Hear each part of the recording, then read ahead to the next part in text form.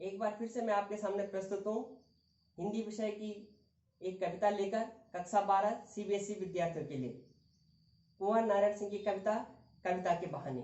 कवि इस कविता में बच्चों की ऊर्जा, चिड़ियों की उड़ान की क्षमता और फूलों की महकने की क्षमता के बीच तुलना करता है। इससे पहले कि कविता पाठ पर आगे चलूं, मेरा आप सबसे निवेदन है कि अगर आपको वीडियो अच्छा लगे तो मेरे वीडियो को लाइक कीजिएगा।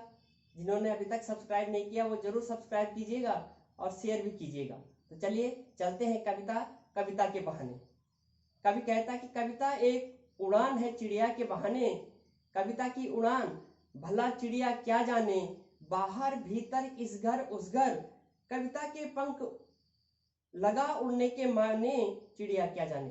कवि कहता है कि कविता उसी प्रकार की उड़ान है जैसे चिड़िया उड़ान भरती है आकाश में, लेकिन कविता की उड़ान इतनी असीमित है कि उसकी तुलना पक्षियों की उड़ान की तुलना से नहीं की जा सकती। पक्षियों की उड़ान की क्षमता तो सीमित है, लेकिन कविता की उड़ान की क्षमता असीमित है। इसीलिए कवि कहता है कि जिस प्रकार से पक्षी पंख के द्वारा उड़ते हैं, लेकिन कविता की उड़ान बिना पंख के होते हुए भी पूरी दुनिया में उसका जादू चलता है। फिर अगले पद में कवि कहता है, फूलों की तुलना और कविता की तुलना करता है कि कविता एक खिलना है फूलों के बहाने। कविता का खिलना भला फूल क्या जाने, बाहर भीतर इस घर उस घर, बिना मुरझाए महकने के माने, फूल क्या जाने। कवि कहता है कि कविता इसी प्रकार से महकती है जैसे फूल महकता है, और फूल जब महकता है तो चारों ओर अपनी सुगंध को बिखेर देता है। लेकिन फूल की सुगंध की भी महकने की एक सीमा होती है।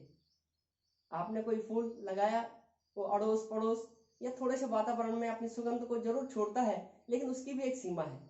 लेकिन कविता की जो खुशबू है वो देश की सीमा को भी अतिक्रमण करते हुए बाहर भी चली जाती है। आप जानते हैं कि हिंदी के कवियों को भारत में ही नहीं देश विदेशों में भी बड़े शौक से पढ़ा जाता है।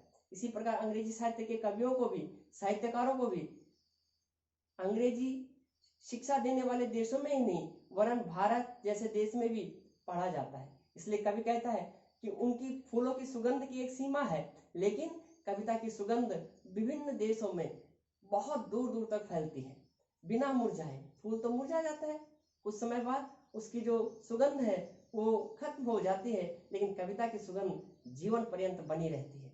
तुलसीदास, सूरदास, कबीर, शेक्सपियर, मिल्टन, इनकी कविताओं की सुगंध आज भी हम महसूस करते हैं। अंतिम पद में कवि कहता है कि कविता एक खेल है बच्चों के बहाने, बाहर भीतर इस घर उस घर, सब घर एक कर देने के माने, बच्चा ही जाने। फिर कवि कह रहा है कि कविता एक खेल है जिस प्रकार से बच्चे खेल खेलते हैं। और देखिए यहाँ पर कितनी अच्छी तुलना की गई है कि जिस प्रकार से बच्चे खेलते हैं और खेलते समय उनकी कल्पना शक्ति बहुत जबरदस्त होती है, उनके अंदर एक जबरदस्त ऊर्जा होती है। इस घर उस घर, अर्थात जब बच्चे खेलते हैं तो अपने और पराये का भेद भी भूल जाते हैं।